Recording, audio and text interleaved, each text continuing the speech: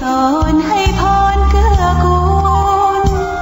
เจ้าคณะตำบลพาแดดหน่อเนื้อนาบุญเจริญพรญาติโยมคุณ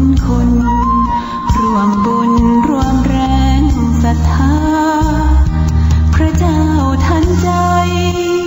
คู่วัดวังสิงห์คำบารมีเลิศล้ำญาติโยมเลื่อมใสบูชาครูบาเจ้าศรีวิชัยให้พรมวลมิตรสิทธาพระประจำวันเกิดเสริมดวงชะตาให้อาหารปลาหน้าวัดสุขใจเชิญร่วมบุญสมน้ำพระธาตุน้อมใจอภิวาทขอบุญสุขใจสุขกายไหว้พระขอพรองค์พระเจ้าทันใจหลวงพ่อประเสริฐเจริญพรอวยชัยให้ท่านสุขใจทั่วกัน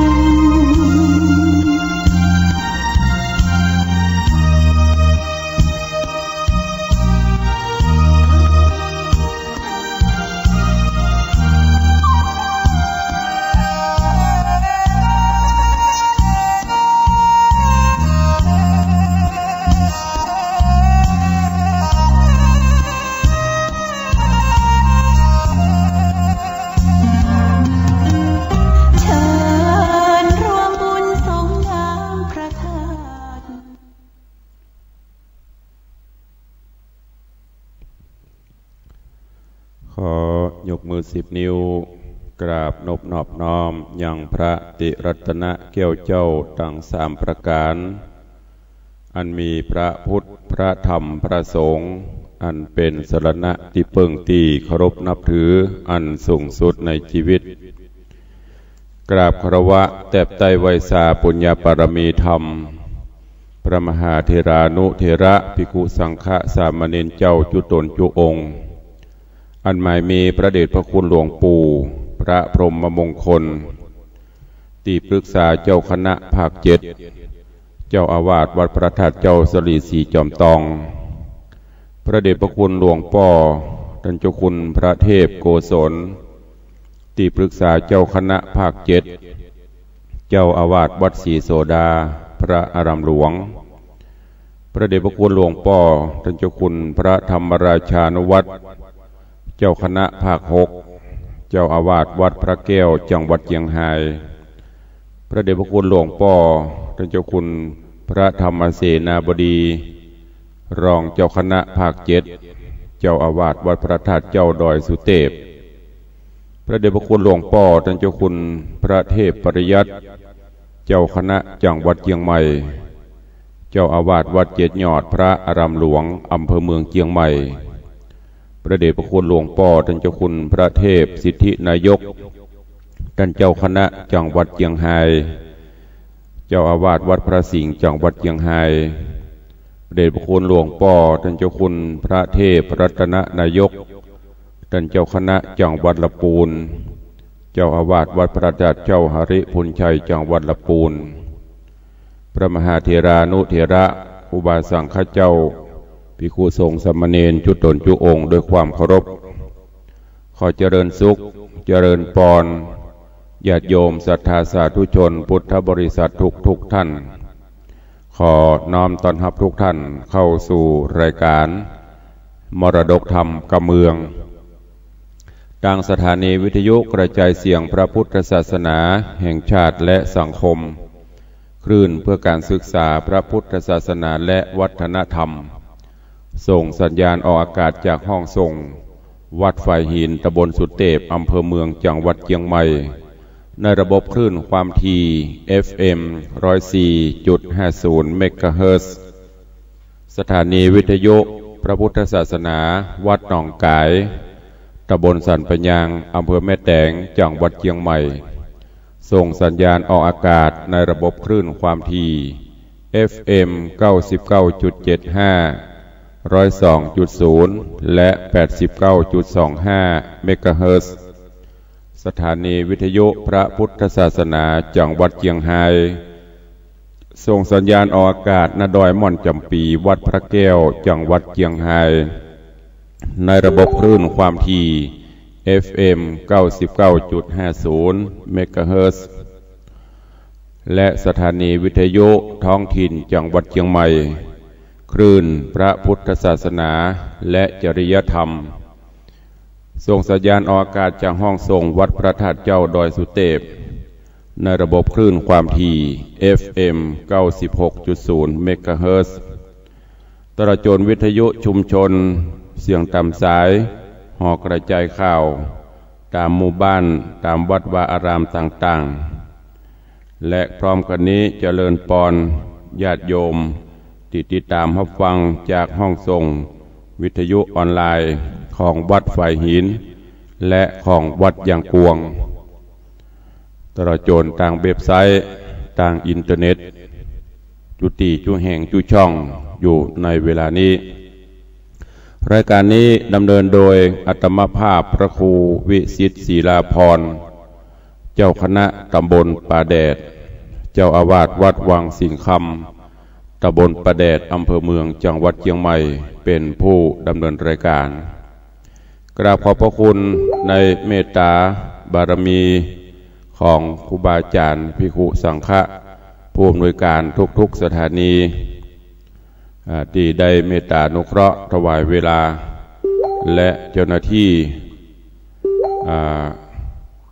ท่านผู้อำนวยการตลอดเจ้าหน้าที่ช่างเทคนิคต่างๆที่ได้ดูแลควบคุมเทคนิคการกระจายเสียงอยู่ในเวลานี้ปากันวันนี้ก็สภาพอากาศยามเช้าสดชื่นแจ่มใสเย็นสบายตะวานี้ก็มีพิธีสมโภชพระพุทธสิหิงค์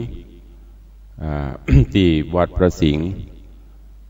เพื่อเปิดโอกาสให้ญาติโยมทั้งหลายจะได้สละสลงส่งน้ำในปีใหม่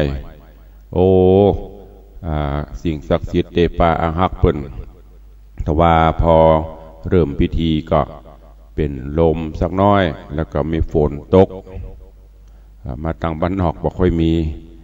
นี่ก็เป็น สิ่งบ่งบอกให้ว่าเทพบุตรเทวดาสิ่งศักดิ์สิทธิ์ทั้งหลายที่ปกปักรักษาบ้านเมืองเฮาก็ยังดูแลบ้านเมืองเฮาให้ได้ร่มเย็นเป็นสุขกันอยู่แล้วก็ช่วงนี้ก็ใกล้แถมบักกี่ชั่วโมงบักกี่วันก็จะเข้าสู่รายการหรือว่าโหมดของมหาสงกรานต์ปีใหม่ เป็นนี้ก็ถนนหนทางก็เริ่มจะคลาคล่ำไปด้วยรถรางการสัญจรไปมาก็คงจะบ่สะดวกรถต่างบ้านต่างจองก็มาแอวตลอดจนรถที่ลูกหลานตันเต้าปิกบ้านปิกจองถนนคู่สายก็คงจะเต็มคงจะแน่นก็ขอคือญาติโยมโชเฟอร์ทั้งหลายเนอะเมาก็คือพักจะไปขับเวลาขับรถก็โทรศัพท์อะไรต่างๆก็งดเว้นคือมีสติกำกับเวลาขับรถขับรางตัวก็จะได้ถึงจุดหมายปลายทางโดยสวัสดิภาพวันนี้ก็มาอูจาฟังกันต่อในเรื่องของบัวระวงหงส์อมาตย์หลังจากที่หายไป2 เจ้าก็ไม่ได้หายไปที่ไหนมีศาสนกิจที่จะต้องปฏิบัติก็เลยเมตตาตังสถานีแม่ข่ายวัดฝ่ายหินท่านเจ้าอาจารย์พระครูสมุวิสุวัตรก็ได้เอาเทปทำก้อมมาออกแตนวันนี้ก็มาฟังกันต่อบลังลืมกันหมดละกะบัวระวงไปถึงที่ไหนสุริยวงศ์ไปถึงที่ไหน ถ้าจะลืมกันหมดละเรื่องราวในตอนที่แล้วหลังจากที่สุริยวงศ์ได้เป็นเจ้าบ้านเจ้าเมืองปัญจละนครอยู่กับมเหสีก็คือปทุมมาอยู่ด้วยกันก็ด้วยความผาสุกปกครองบ้านปกครองเมืองมาเจ้าบ้านเจ้าเมืองก็ชื่นชมในบารมี ไพร่ฟ้าประชาราษฎร์ก็มีความสุขอยู่มาบ่เมินบ่นานก็สายสัมพันธ์ระหว่างพี่น้องเคยห่วมสุขห่วมทุกข์เคยเดินต่างกลางป่าเขาลำเนาภัยมาด้วยกันสองคนพี่น้องก็คือบัวระบงสุริยะวงศ์ก็มาคึดถึงหาบัวระบงน้องของตัวเก่าก็ทีแรกก็จะออกบ้านออกเมืองไปเสาะหาน้องว่าไปตกระกำลำบากอยู่ที่ไหนจะได้พออู้จากันกับปทุมาก็ขอว่าปีเหยหงไปอยู่ในฝูงกามันก็ตึงหันคนดีไปอยู่กับคนบดีจะได้มันตึงออกมันตึงหูมนุษย์คนเฮาก็เหมือนกันหมดกรรมหมดเวรแล้วจะได้มันตึงปิกมาตึงปะกันอยู่ก็ขอคือตังสุริยะวงศ์เนี่ยอยู่กับบ้านกับจองก่อนแล้วก็ได้ตกลงกันว่าจะขอแปลงศาลาที่พักไว้ที่ต่างขวัญถ้าบ้านเฮาก็ตามสีแยกต่างที่จุ่มนุมที่ไผ่ไปไผ่มาก็จะต้องผ่านที่นี่โดยในศาลานั่นก็จะฮึดแต่งแต้มหูปเข้าใส่ก็คงจะเหมือนอย่างหูปพระเจ้า10 จาดพ่องอย่างพระพุทธเจ้าเฮาจาดแรกเป็นอย่างจาด2 จาด3 จาด4จนมาถึงจาดที่10ป้นแล้วก็มาเป็นพุทธเจ้าอันนี้ก็เช่นเดียวกันเปิ้นมีบรมราชโองการคือช่างวาดช่างผู้สราดศาลาต่างๆมาแปลงศาลาไว้ที่หิมตังกลางบ้านกลางเมืองขณะไผ่ไปไผ่มาก็คงเข้ามาที่นี่แล้วก็ฮือดิษณาแต่งแต้มรูปต่างๆติดตามฝาผนังตั้งแต่รูปเมืองจำปานครรูปพระเจ้าจ้างก็คือป่อกำลังที่เป็นโลคาพญาตแล้วก็ถึง2คือสุริยะวงศ์กับบัวระบงไปดูแลอุปถัมภ์อุปถากปฏิบัติปัดปูรูปนางแม่นาคือกาไวที่ได้จังไรไปจุไปล่อไปโสนไปส่อเสียเรื่องเสียราวเสียโตดเสียตากต่อป่อพญาจนโคตรจนหื้อไล่ออกจากบ้านจากเมืองรูปของคนทั้งหลายคือเสนาอมาตย์มามัดเอา2 กุมารจักลากออกไปจากเวียงแล้วก็รูปแม่ก็คือ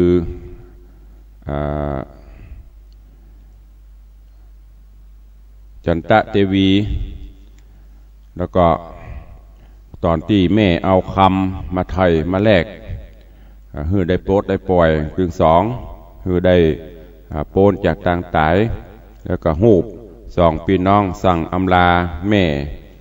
โอ้ปากันเป็นที่ตกเศร้าจิตน้ำหูน้ำตาจากนั้นก็เป็นรูปของ2 พี่น้องคือสุริยะวงศ์กับบัวระบงสปายถงเข้าสู่ป่าไปนอนอยู่บนกาบไม้บนกิ่งไม้แล้วก็รูปถึง2เนี่ยต้มกินไก่ดำไก่แดงคนละตัวตลอดจนได้ไปเอาป่าไปปะใส่ป่าดินน้ำแห้งน้ำขอดก็เอาไปปล่อยที่วังหลวงแม่น้ำใหญ่รูปของ2 กุมารพี่น้อง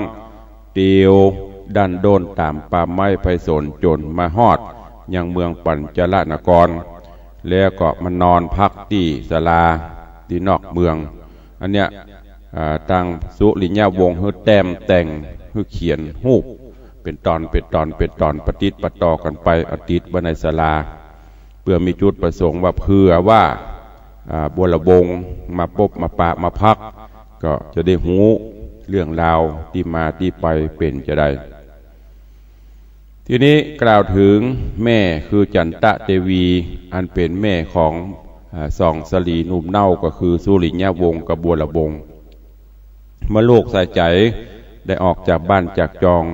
โอ้ก็มีความโศกทุกข์โศกาอาบรณ์โศกเศร้าหมองขีให้อยู่ถึงวันก็เติงหาลูกหาเต้าลูกจะไปตกที่ไหนจะได้จ้าลูกจะไปเป็นจะได้บนจะค่ำจะฆ่ากามีชีวิตอยู่กาบ่มีกาหรือว่าไปตกละกรรมลำบากอยู่จะได้แม่ก็ยังมาไข่หันแต่เนอถ้าบัดตายก็ขอฮือลูกเนี่ยได้ปิกมาเป็นเจ้าฟ้าผาปลา มาเป็นเจ้าบ้านเจ้าเมืองเนอะอันเนี้ยตามกับแม่ก็คือจันตะเทวีก็ร่ำให้หาลูกหาเต้าอยู่ถึงวันเรื่องราวในตอนที่8ตอนที่แล้วมาถึงที่นี่เวลาหมดลงวันนี้ก็มาฟังกันต่อในบัวระวงโหงอมาตย์ในตอนที่9ณโอกาสบัดนี้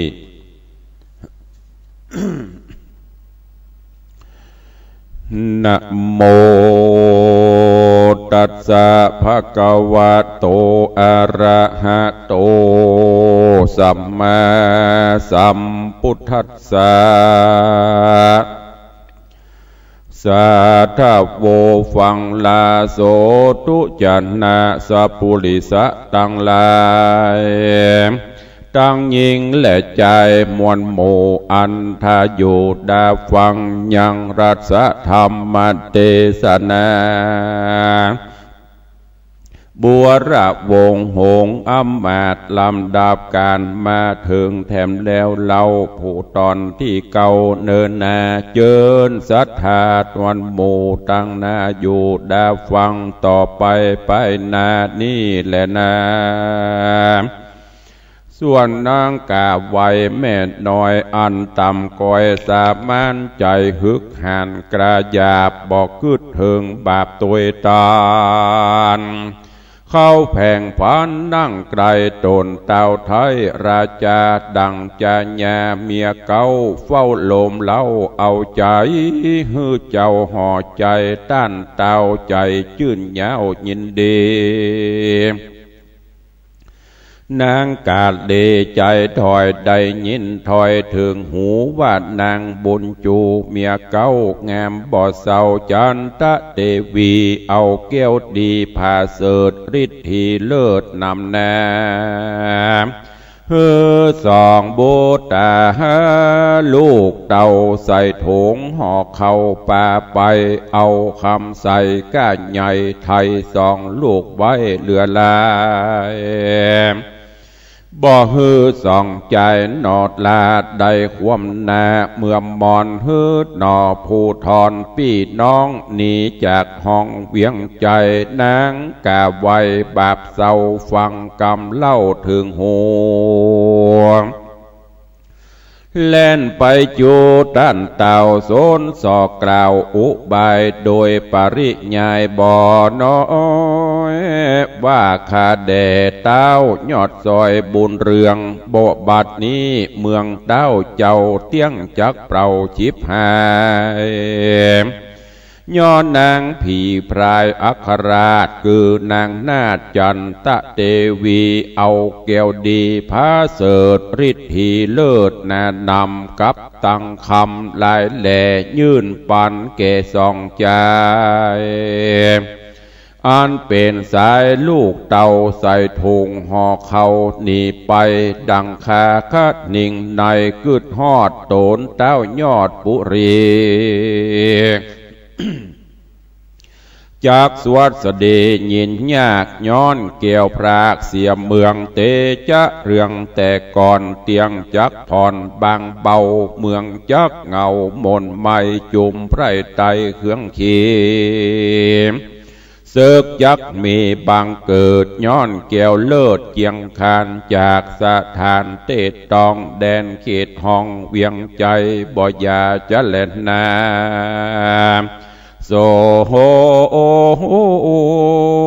ราชาอันว่าพญาโตนองค์อาจเข้าอำนาจตันหาฟังดังปัลลาโซนสอดดังเอาเฟืองล่อกองไฟ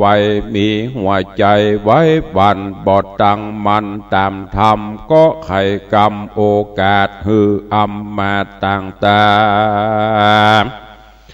ขับนางโสภายอดซอยงามชื่นจอยจันตะเทวีฮือรีบหนีฟั่งเฝ้าออกจากดาวเวียงใจก็มิหันแลนาตามาถังปะกาเซนโตโหสัทธาอาหาสัทธาสัพปัญโยยอดซอยหันบาทถอยบาลี บทหลังมีไปแจงพระจิงแสงเตสนาวาตังสุตวาลาจาโกทะมโนดังนี้เป็นตนภิกขเวดุราภิกขุสงฆ์ตนถ้าโรงศีลใสสะอาดส่วนกาไลยราชภูบาลฟังกำขานสอดถอยแห่งนางถอยกาวายบอกขะหนึ่งในกึดขวาดย้อนอำนาจตันหาลวดโกธาเอาไม่บอกกึดไข่กองทามได้ยินกำนางสอเต้าหูหม้อฟังเบาใจกวงเมาโคดหาวห้องเอิ้นเป่าเรียวไว้วัดดูราเสนาในอมาตผู้ฉลาดกระทำการสุญาตินานเนิ่นจ้าจุงขับนางบาปกราจันตะเตวีฮือรีบหนีกลาพรากออกไปจากเวียงใจผืนครัวใบแผ่นผ้าดังเครื่องแง่อลังการเงินคำคานเครื่องใจอย่าหือใดเอาไปสู้จุงไว้อย่าจะขับนางบาปกราบัดเดียวแดเตนาตีนานจุมเศษนาหาดเฮาฟังกำเต้าไข่ปันเข่าเรียวปันไว้วาดไปสู่ภาษาจันตะเตวีอันจุลีกลมกล่าวไข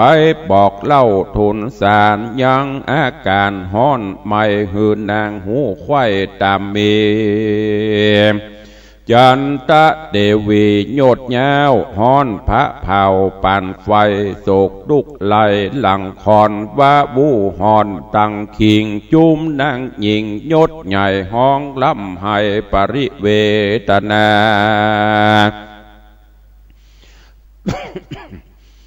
สายน้ำตาบอกขาดตุกต้องปาด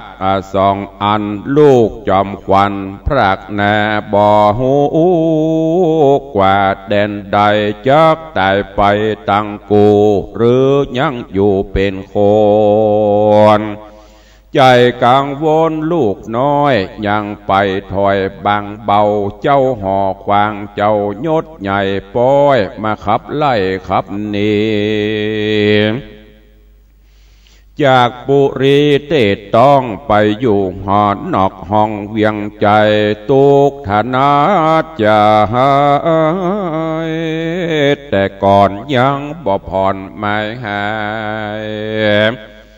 ตุกใหม่แตนติดต่อเกิดตั้งก่อตัวแม่กำสั่งจะปังก่อนมาไล่ตอนตัวตันนางโสพันยอดซอยงามชื่นจ้อยจันตะเตวี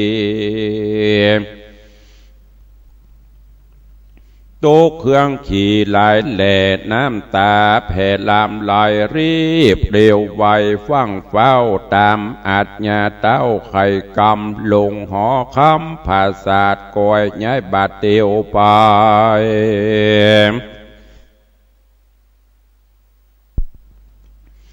บ่มีภัยไปเป็นกูบ่มีหมู่กันแย่อันจักมาแวดเฝ้าตัวแม่เจ้าเป็นปริวารนางนงครานดอดลาโอดใจกว่าพันภา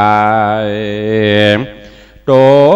นเดียวได้กว่าจอยน้ำตาย้อยลามลายเป็นตุกใจบอกเหือดห้อนไม่เดือดทองทมนางอุดมน้อยนาดโยกย้ายบาทลานีออกปุรีแห่งเต้าเปโป้นเขตดาวเวียงใจแล้วพดไปบ้านนอกที่ข้างที่ข้างขอกห่างเวียงก็มีหันเล็ดนาการลาดหนีภาคห้องโพดไปนอกถึงเขือข้างขอกหัวเวียงหัวอกเปียงจักแตกร้อนไรแยกโถมนาก็แปลงเคหาตูบน้อย ใบขาขาดย้อยมาบังเป็นทุกขังแม่เต้าเกยอยู่ดาวหอคำบาดนี้กำจ่องห้อยได้อยู่ตูบน้อยปุ่นผ่านนางก้อยกระทำการกินจางอยู่สืบสั่งคืนวันปูนอัศจรรย์แต่ใสผิวนางนาไทยโสภางามเหลือดตากว่าเก่าบ่มนเศร้าเสียสะลีโฉมงามดีหลายหลากเดวดาหากหักษาบอกมีโรคาพญาตมาต้องปาดอินทรียามรายตรีมาฮอดนางจักตอดตนนอนก็ปะนมก่อนต่างเกลาไว้หมู่เจ้าเทวดาขอคุณนะจักย่องเอาสองปีน้องใส่ใจอันนี่ไกลภาคนาได้รีบว่ามาปานได้หันหน้าแม่ยามตุกแก่ตกผ่านขอส่องกุมารอย่าจ้ามาพอหน้าแม่เร็วไว้นางใส่ใจนอดเนา งามบ่อเศร้าจันตะเทวีอัญจุลีขาบไว้เทพปัทไทยไปบนขอบันดลจองก้องนำสองพี่น้องมาปานเป็นนิรันดร์จะใจบอกเบนไว้วันใดก็มีหันและนาทีนี้จากวันนาจะรอดถึงเจ้ายอดบัวราบงหนอพุทธองค์บุญมากกันใดพระไกลกลา จากสุริยาปีไทยดังว่าไว้ไปหลังนิยายยังไปแจงพระจิงแสงเตสนาวาโสภัตราวิโยเขนะกัมมะวิปาเกนะอรัญญังปวิสิตวาดังนี้เป็นต้นภิกขเวดุราภิกขุโส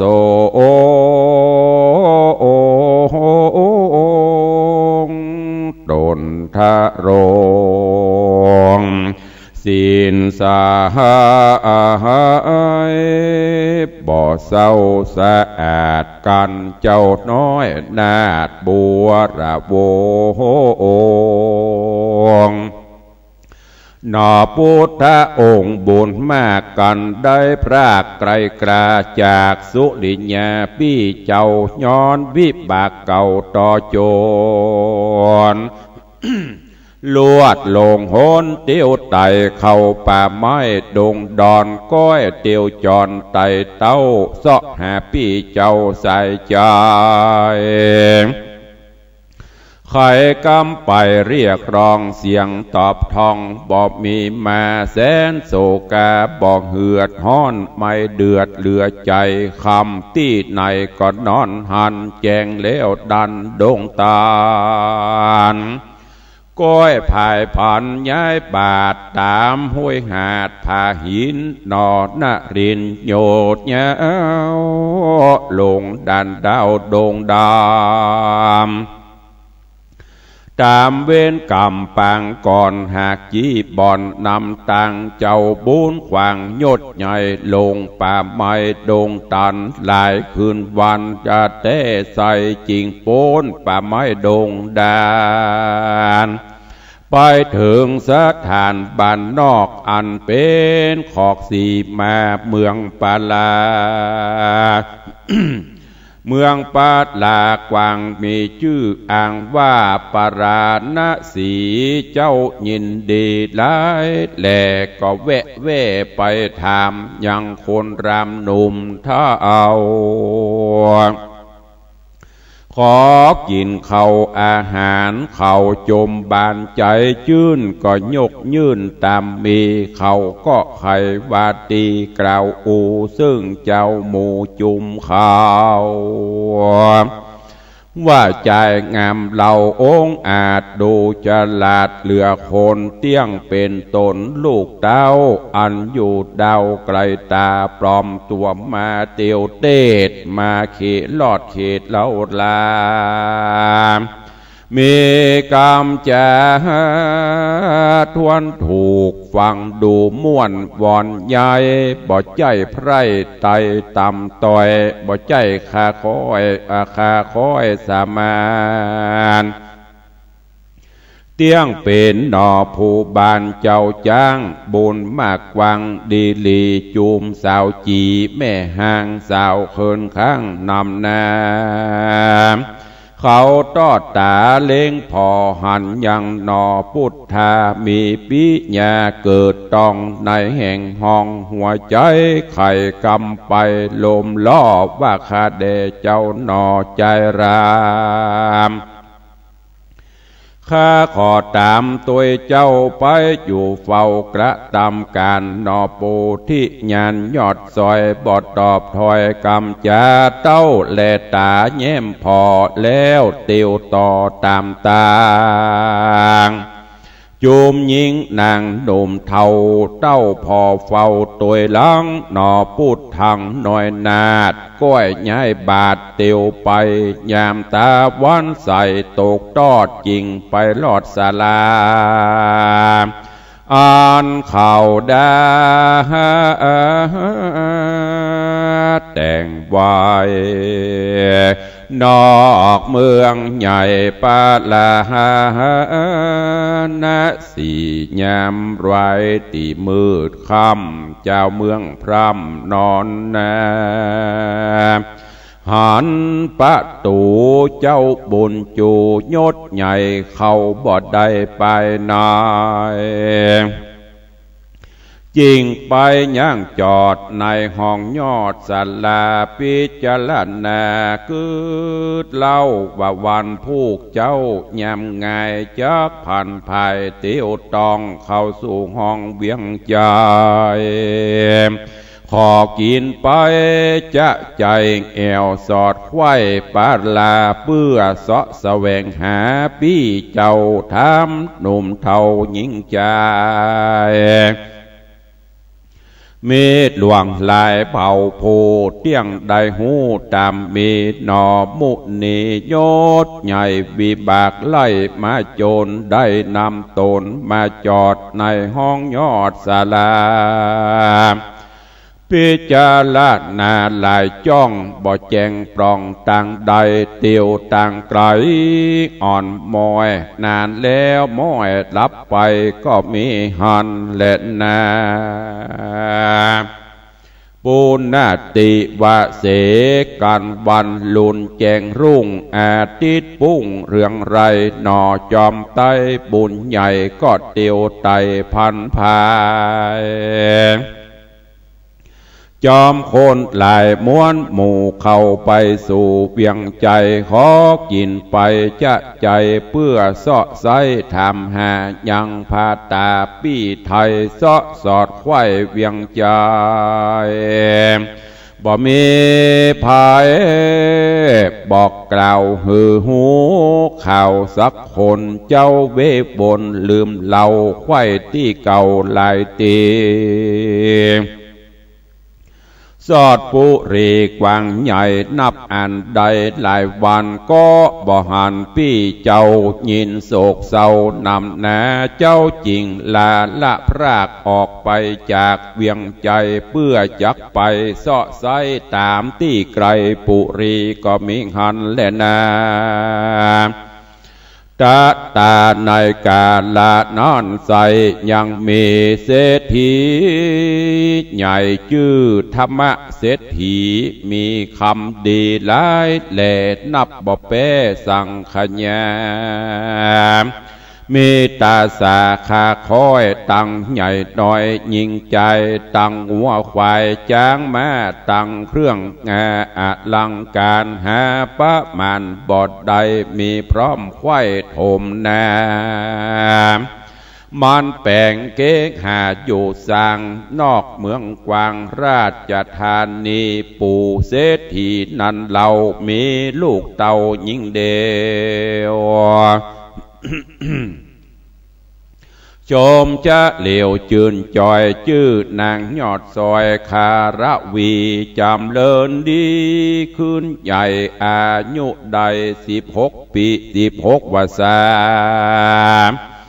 มีพระญาองค์อาจโยบจราจจุประการชมเจียงคานยิ่งแย้มเดือดดังจังแต้มหาคริสนาหรือดังเทวดาฝากฝ่าลงแหล่งลาลงมายิ่งนาโลกไตบอกอาจใดเตรียมตานเศรษฐีหันลูกเต่าหักมากเต่าเหลือใจข้าเองในเกิดขวาดจิงเหือจ้างผู้ฉลาดต่างตาแปลงเกหากวางใหญ่ตีจิมไกลเหือนต้นสูงไปบน7 จันหื้อนางอยู่หันเจยบานฮือปริวานหนุ่มเท่าตุกคำเจ้าปัดปัวบ่ฮือลูกตัวบ่ฮือตัวลูกน้อยได้ตุกโศกหอยเครื่องขี่เล่นนาบอดเต้าแต่นานเศรษฐียศใหญ่มีใจไฟเจยบานก็ฮือสร้างอุญญาณดอกไม้ที่จิมไกลหอนางแล้วโป่งวางสองเท่าอันเป็นข้าเก่าผัวเมียแป่งเหือนเหียอยู่สร้างในส่วนกว้างอุญญาณ ฮือกะดำการพอเฝ้าหักษาเก้าบุพภาคือดอกนาหลายสิ่งกันถ้ายิ่งเอาใจดอกหอมไกลใหญ่ทีมะลิซ้อนกรีข่าวปอนสลิดซ้อนเป็นหมู่มิ้นเพิงสู่จมดวงสารพีหลวงลายแหล่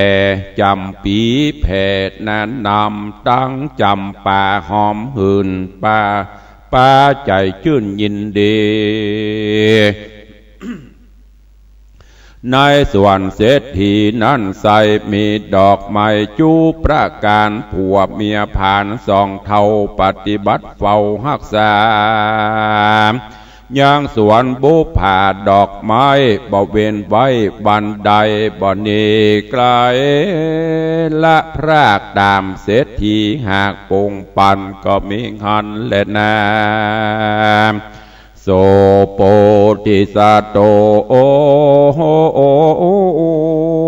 ส่วนโปติสัตตนบุญมาก็ออกจากเวียงใจก็เตียวไปจากใจเพื่อเสาะไซถามหายังพาตาพี่เจ้าตราบต่อเต้ายามแรงตาวันแดงย่อนหอยลับเหลี่ยมน้อยยุคันทอนเหตุสังหรณ์อันใหญ่เกิดขึ้นไข้ตันตาลมหลวงมาปาดวาดฝนใหญ่หยาดลงมานอพุทธองค์ขานาถไทยเปียเสียงไข้ตั้งตนเมื่อจุโหนจุตีบ่แจงทีตันตานอพุทธายอดซอยทุกต่ำก้อยเหลือใจงมสวามไปเตียวสอดจริงไปรอดเกหาแห่ง2 ขาแก่เท่าอันอยู่เฝ้าอุญญาณบ่มีหลานลูกน้อยเต้าอยู่ตูบน้อย2 ขาหนอพุทธาไปฮอดเล็งตาตอดหันไฟ ยิ่งแข่งใจขึ้นสู่อย่างที่อยู่ปลายบนย่อมือตนต่างเกลาไว้ส่องเจ้าคนผ่านว่าตัวแห่งหลานนี้ใส่ตุกยากไรอนาถาเตียวต่างมาไกลโหดหลายร้อยโยชน์เป็นมาฝนลมหลายมากล้อมซ้ำมืดค่ำจนตาจักไกลกลาเตียวต้องบ่หูจ้องหันโหนยิ่งเรรนเตียวสอดพดมาฮอดเกหาแห้งสองขาป้อแม่ขอจุงแผ่ปันหมายหือตัวใจน้อยอ่อนอันจะมาจากบ่อนแดนไกลได้อาสะลาหาย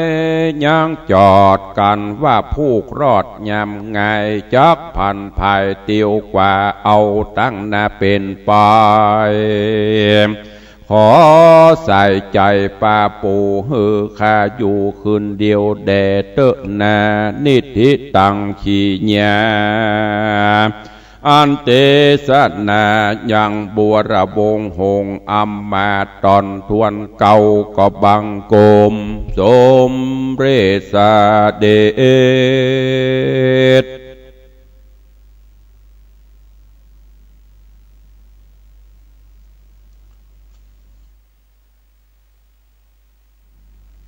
ญาติโยมศรัทธานาบุญทั้งหลายได้สดับรับฟังยังบัวระวงหงอัมมาตตุลุงได้เทศนาจบไปเป็นตอนที่9เรื่องราวเนื้อหาสาระเศร้าโศกโศกาเศร้าซอยเน้อปีน้องปัดพรากจากห้องจากกันไปแม่ก็คือเติงหาปริเวทนาอยู่ถึงวันอันแม่นาก็ใส่ไข่ใส่ความสุ่มไฟคือติ๊กอันป่อเน้อก็ยังมาหลงในตัณหาราคะสุดท้ายมาหน้ามืดตามัวฟังกะกรรมเมียน้อยสนสอต่างๆนานาก็มาสั่งไล่แม่ออกจากบ้านจากจองแหมจันตะเทวีก็บ่ฮู้จะยะจะใดความโศกเศร้าระทมคมคืนลูกถึง2โดนไล่ออกไปก็ยังบ่ฮู้ว่าจะเป็นจะใดตกละกรรมลำบากกาจะมีอยู่กาจะตายละการ่ำไรลำพันหาถึงวันสมตกใส่ตัวเก่าแหมโดนโดดกันตกรรมบุพกรรมในอดีตชาติกันในชาติใดๆบ่ฮู้พญากระซ้ำมันหน้ามืดตามัวสั่งเสนาอำมาตย์ไปไล่ออกบ้านออกเมืองแหมไล่ออกบ้านออกเมืองไปบ่พอซ้ำบ่ฮื้ออย่างสักอย่างมีกระพาดติดเนื้อเสื้อติดตัวเงินคำกำเกลือก็บ่ฮื้อข้าทาสจะบริพารก็บ่ฮื้อติดไปสักคนไปตัวคนเดียวเปี่ยวเอกาจะเป็นจะได้ก็สุดแล้วแต่ย้อนกล่าวถึงอย่างน้องหรือว่าลูกลาคือบัวระวง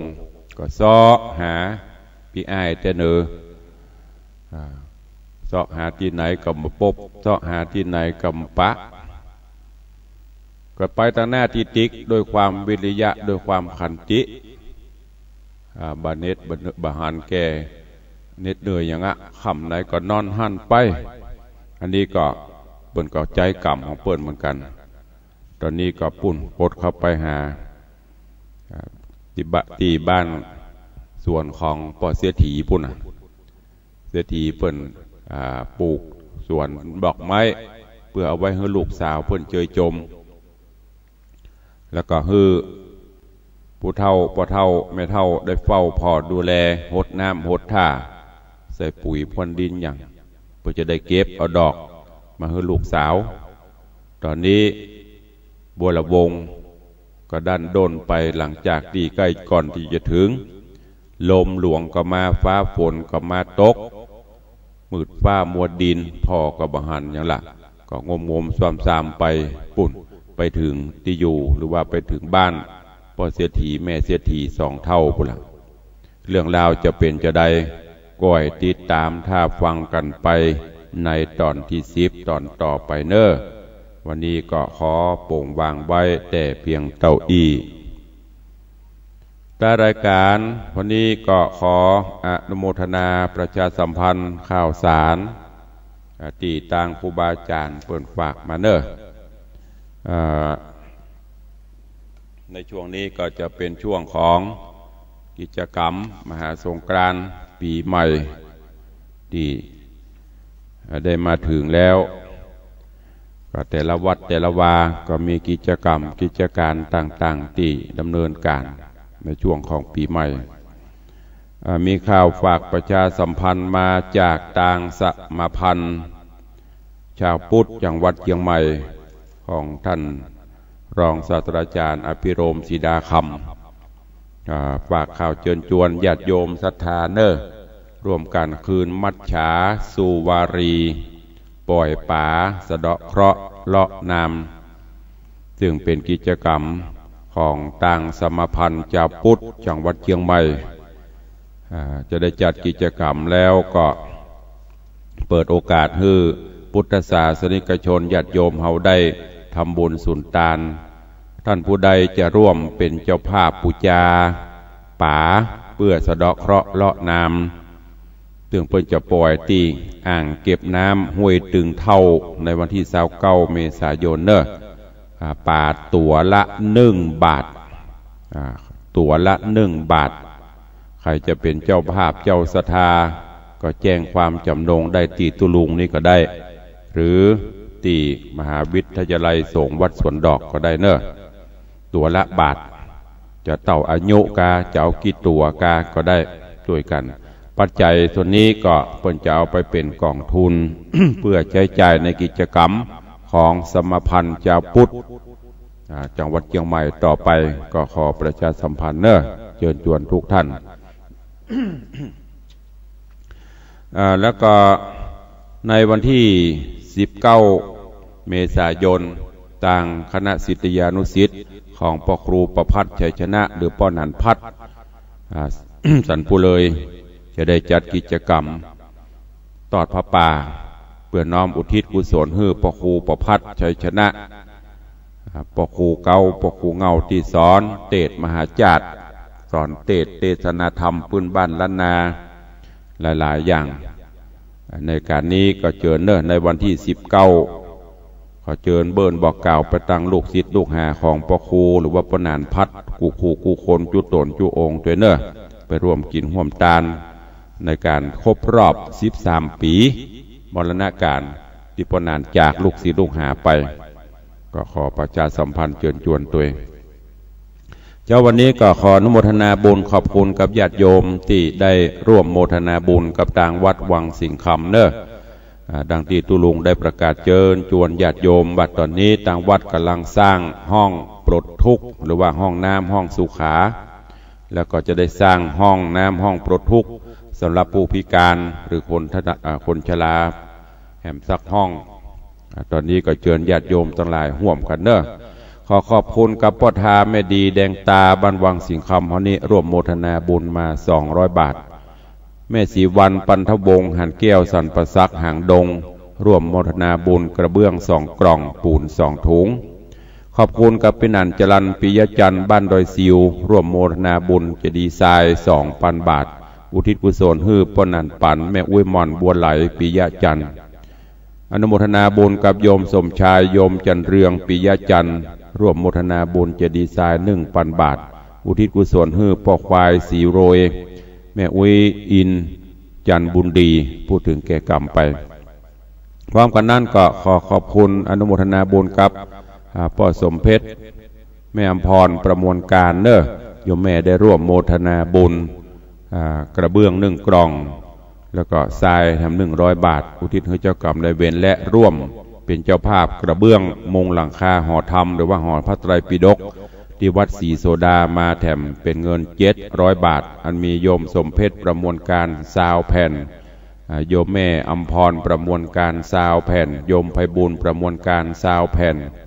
โยมธนวัฒน์ประมวลการโยมกตัญญูประมวลการโยมกัญญาประมวลการเด็กชาย อันนี้กชามาศเด็กหญิงสุภาพเด็กหญิงกัญญาเด็กหญิงกชามาศประมวลการ7 ท่าน 7 คนท่านละ100 บาทท่านละ20 แผ่นเป็นเงินอยู่700 บาทได้ครับไว้เรียบร้อยเนอะขอบคุณอนุโมทนาบุญกับแม่บัวเร็วชัยพฤกษ์ ตลาดบ้านแควตากว้างสระปีเขานี่ใต้วัดวังสิงคำนี่มาร่วมโมทนาบุญตะวานี่เป็นเงินอยู่500 บาทขอขอบคุณอนุโมทนาบุญด้วยเนอะ แล้วก็พร้อมกันนั้นก็ขอบคุณกับโยมแม่จันเพนคำโพธานี่ก็ร่วมโมทนามา1,000 บาทก็ขอขอบคุณทุกท่านทุกคนตัวปีใหม่นี้บ่ฮู้จะไปที่ไหนเจิญมาเด้อมาเอี่ยวกันในหัวในวังที่วัดวังสิงคำมาร่วมโมทนาบุญมาเยี่ยมมาเยือนกันได้เนอะปีใหม่นี้ก็คงปฏิบัติภารกิจที่ไหนอยู่ต้อนรับญาติโยมศรัทธา บางท่านศรัทธานบุญมาเยี่ยมมาเยือนมาแอวบางเตื้อก็ ตุลุงก่อนหน้าแตกหลายเตื้อมก่อนนะอันหน้าแตกไม่ใช่หยาทำเตื้อเขาก็จะไปบรรยากาศรถเขาวัดมานุ่งขาวห่มขาวเป็นหมู่ทำเตื้อโยมเพิ่นถามมาไหว้พระบ่ได้นั่นแสดงว่าเพิ่นมาไหว้พระมาแอวมันมี2 อย่างบางเตื้อก็จะถามตุลุงมีไหนอันนี้เป็นแฟนพันธุ์แท้ก็จะถามจะมาเยี่ยมมาอู้มาจ่าตัวบางเตื้อเขาก็เตรียมจะอู้จะจ่าเปิดมาไหว้พระเจ้าแล้วเปิดคือรถปิกก็มี เพราะนั้นก็ตามมัธยาศัยมาหาก็ได้บางเตื้อก็กำลังพักผ่อนโยมมาหาก็จะเป็นต้องออกมาต้อนรับเพราะญาติโยมศรัทธาก็มากันกวงไก่บางพ่องก็ไข่หานได้ยินก็เสียงบหันตัวใหญ่ตัวน้อยตัวปึ้งตัวผอม มาพอก็มั้งก็ปีใหม่นี้ก็บ่ฮู้จะไปที่ไหนก็ชวนกันมาพบมาปะมาเยี่ยมมาเยือนมาแอวที่วัดวังสิงคำก็ได้เนอะท่านใดมีเจตนาใครร่วมบูชาเจดีย์ทรายก็ยังได้อยู่หรือจะร่วมปล่อยป๋ากับสมพันธ์เจ้าพุทธก็เจอเนอะแจ้งความจำนงได้ที่ตุลุงเนี่ยพอดีเพิ่นก็เอาใบประวัตินาบัตรมาฝากวันนี้ตัวก็จะได้จดเอาลายหมายเอาชื่อแล้วก็จะได้รวบรวมส่งไปให้เปิ้นตัววันที่13เนอะที่วัดตงหมื่นน้อยตำบลหนองหานสันทรายก็มีงานทำบุญตอดพระป่าซื้อที่ดินท่านใดมีเจตนาใครร่วมบุญกุศลกับไปได้เนอะที่วัดตงหมื่นน้อยตำบลหนองหานอำเภอสันทรายจังหวัดเชียงใหม่ท่านบดีกาชานรงค์หรือทุกปีโต้งมันเป็นลูกศิษย์ลูกหาเนี่ยก็เพิ่นจะซื้อที่ดินไว้เป็นที่ธรณีสงฆ์ประมาณ3-4 ให้ภาษีแก้ไปเป็นงวดก็เชิญไปร่วมกันเนอะถ้ารายการเหลือเวลาแถมน้อยใครจะอู้จะจ่าจะรายงานตัวกับตุลุงเข้ามาเนอะ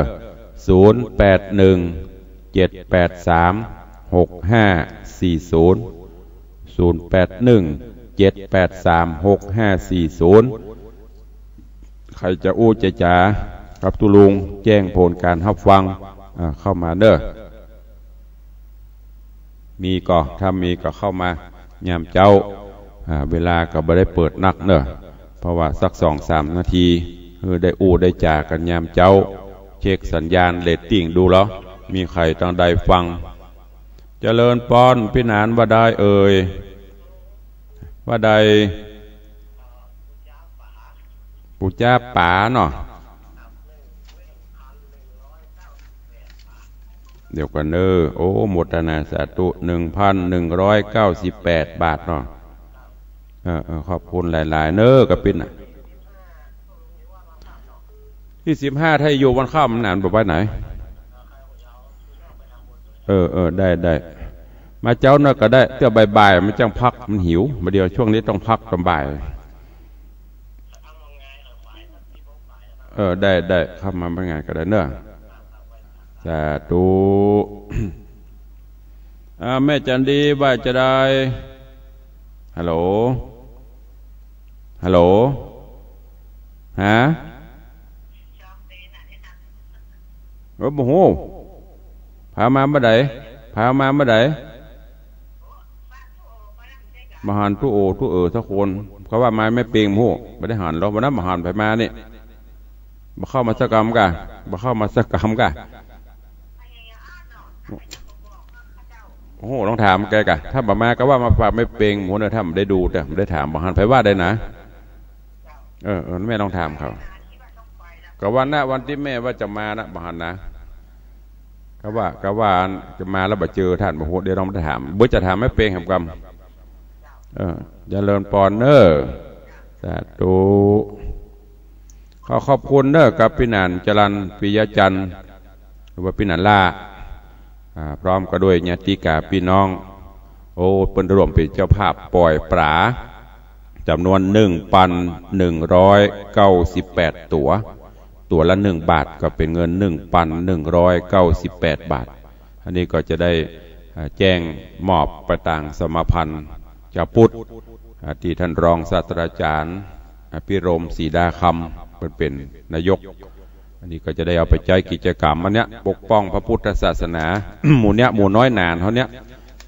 ทุกเดียวออกหน้าเวลามีอย่างเกี่ยวกับเรื่องพระพุทธศาสนาเพิ่นก็จะเอาถ้ามีกะกำพืชมันมีสตางค์ก็ไม่ได้ก็ต้องมีปัจจัยมีสตางค์มาตัวพ่องก็เลยจัดกิจกรรมปล่อยคืนมัจฉาสุวารี